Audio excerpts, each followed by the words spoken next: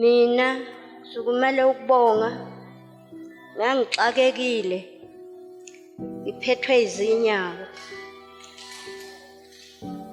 ngendlela ezazingiphethe ngayo ngangifisa ngisho ukugaqa ngamadolo kungameki ngahamba ngaya le empangeni ngathenga usawoti khona weinyawo ukuthoba inyawo ngayithoba ke inyawo kwakhona okwehlukayo ngoba ngakwazi ukuphumela phandle kwase kunzima ngisho ukuba ngiphumele eminyango ziyagwaza inayithi ziyavutha ziyajuluka njengamanje akusefani sekungcono ngoba sengiyaphumela phandle akusenje ngoba kwakunjalo sekwehlikile nakho nje ngihambe ngaze ngazofika la khombisa khona ukuthi sekukhona umehluko ngiphinde futhi ngibonge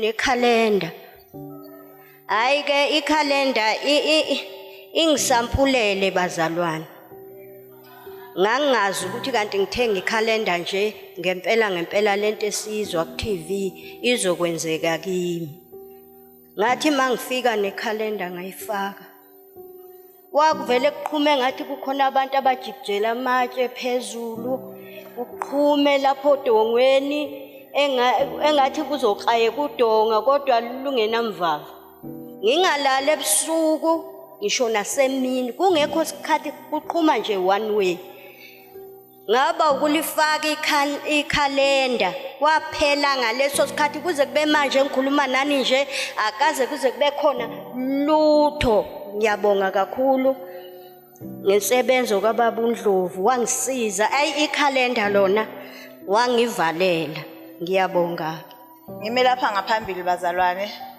ngobufakazi bengelosi yala ekhaya bengiphethwe umlenze bazalwane lo waka right ungasavumi noma ngenzeni manje ngahlala phansi akungasavumi ukuthi ngisukume abazalwane babefika eMbongolwane ngingenamali ngathi ayi kodwa ngizozama ngahamba ngeMbongolwane ngiphethe 200 rand ngithi nje mangifikile hayi ngempela ngihambe mangiyafika lapha hayi sithandazela kwakukhona uBabdu yena wayekhulekela hayi angikhulekele athi angisukume ngihambe ngisukume ngawokha ihholo lonke ngawokha ngizwe ukuthi hayi bo sekuyahambeka bazalwane ngathenga usawoti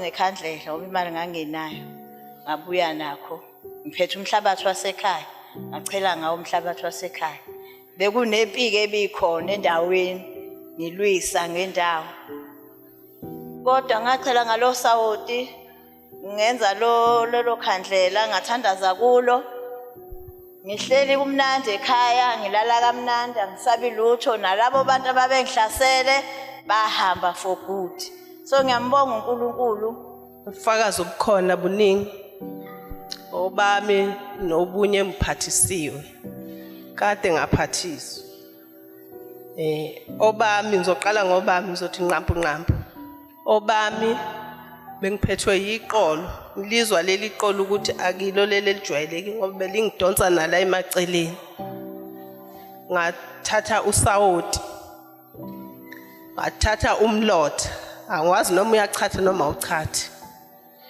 ngawufaka phakathi ngacabanga okunye ngakufaka phakathi ngathatha ushukela obrown ngafaka phakathi ngawukhulekela ngabiza ingilosi kaBaba uNdlovu ukuthi ngisize ngayochatha ngesikhathi ngichatha kongathi kunendawo edonsekayo kodwa akuphelanga ngisho 30 minutes iqolo laphela ngosawoti nomlotha bengilokhu ngihlushwa isibhobo kusukela nje kulo lonke leli sonto singihlupha kakhulu ngathi kunomuntu lokho egoqoza ngomesi ngalokho engigoqoza kuthe namuhle ngivuke ngo4 ngathi ngcono mhlawumbe mangingaphalaza mhlawumbe lento engizwayo izoqashuka ngcono ngingabhodla igazi makuthi ngibhodla igazi. Ngathatha usawoti, ngathatha nawo umlotha lo ngafaka phakathi emanzini. Ngakhulekela ngayophalaza. Kuthe mangiphalaza ngezwe ungathi liyavuleka inxeba la. Nangapho ngathi kuyavuleka. Kodwa manje sekuthule nya ngalensebenzi. Mphinde futhi mbongele umamdala. Umamdala bekuneminyaka ewu8. Ubaba omdala wahlala phansi engahambi. Kuthe ngo June 28 ngisaye eMozambique sadlula eMangozi sathenga iproduct. Ngathenga usawoti kwaba amanzi. Ispecial oil ngangisithengele ne-key holder lokhuzene eThekwini. Ngahamba nakhe eMozambique ngenxa yokuthi ngangimboniswe ubaba omdala bengikhombisa omunye umuntu bethi lo muntu enimondlayo akusiyena nondla lo muntu bengikhombisa umuntu omnyama onekhanda elikhulu. Bethi akusiyena lo muntu enithi niyamondla nondla omunye umuntu. Lento yamphatha kabi. Ayothenga ama products ahamba nawo kwayokwenza umsebenzi kagogo waqedwa. Ngahamba saya kwamamdala. Ngafika lapha ngathatha i-special oil ngaqala ngaso. Ngabiza amandla kababa uNdlovu. Ngathi lento oyenza kwabanye abantu ufuna yenzeke kulo baba ngisho ungekho. Ngamgcoba ngawo ngamgcoba i-stroke simbambe so akakwazi ukuhamba. Ngamgcoba ngathatha ichibi ngamphuzisa ngase ngiyamkhulekela. Ngathi akashaya inyawo zakhe njengoba ubaba enza kubantu washaya. Sase siyahamba ngaya kwandodakazi yakhe ngawolala khona. Ngakusasa ntambama mase sibuya uthi umamdala hayibo ubaba wakho phela umqondo usubuyile. Ngithi yindawo utshela nokwazi uthi akamthengele ifoni naye ufuna ukuyisebenzisa. Uthi ngiyaqala ukuzwa lo ekhuluma izinto ezikanje. Ayisayihlekela sabuye. Kuthe mase sibuyile umamdala uyayidayisela uyavuka ekseni ahamba yo order abuye amnake lapha nalala khona. Wathi uyabuya ngolunye usuku umfica uhlele edining room uthi ngaqhaqhazela ngaxake ukuthi ubani lo namthathe wazombeka la. Uthi ngambuza ubani lona okubekela. Wathi kuvele ngabona ubuso balo wamuntu ukhomba ikhalenda ngabathengela nekhalenda. Wathi mbone ubuso balo wamuntu wathi namhlanje usuku lakho lokuthi usukume uvuke la ulele khona. Uthi ngazama ngavuka wabambelela ngodongo ohlala edining room. Uthi umama angombongela kakhulu kubaba uNdlovu namandla ala ekhaya. Uthi nimkhulekise kube more kunalokhu akuyikhona. Okunye futhi ngoba ngabachelela nangosawoti esitolo sabo.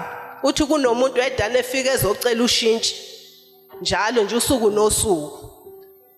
Sengichelile uthi wafika lo muntu uzocela ushintshi. Uthi ngesikhathi ethi uyamukela wathi hey suka wena uyathakatha wena. Uthi imali wayingasayiboni inhlobo kanti lo muntu ezwa ngabanye bathi unenyoka mecela ushintshi usuke ethatha imali yakho. Inhlupheko yayinkulu ka. Uthi kodwa manje sekungcono nama customer yangena esitolo. Amen.